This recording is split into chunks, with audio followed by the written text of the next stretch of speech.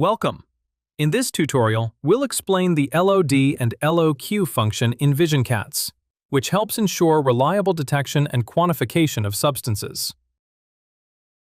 The LOD, or limit of detection, represents the lowest amount of analyte that can be detected, but not necessarily quantified, under the defined experimental conditions. Signals below this level cannot be reliably distinguished from background noise. The LOQ, or limit of quantification, defines the lowest amount of a substance that can be quantified with acceptable accuracy and precision.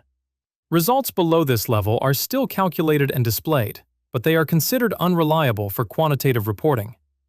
Both LOD and LOQ can be defined individually for each substance and are expressed in the same units as the selected concentration type, such as mass per volume. visionCATS offers two modes for determining these limits: Custom and USP. In Custom mode, users can manually define LOD and LOQ values based on independent calculations or experimental results. The chosen approach should be documented in the Remarks field for traceability. According to USP General Chapter 1210, LOD and LOQ are established using statistical approaches based on calibration data, considering signal variability and method performance.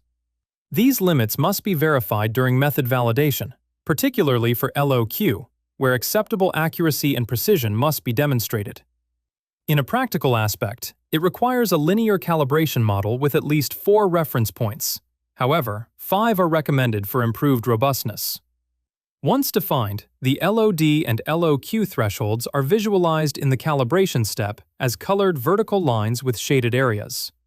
Values above both limits indicate valid detection and quantification, while values below these limits are automatically flagged in the Results tab with corresponding messages. In summary, the LOD and LOQ function in visionCATS ensures reliable quantification by clearly identifying detection and quantification limits, giving you confidence in the validity of your results.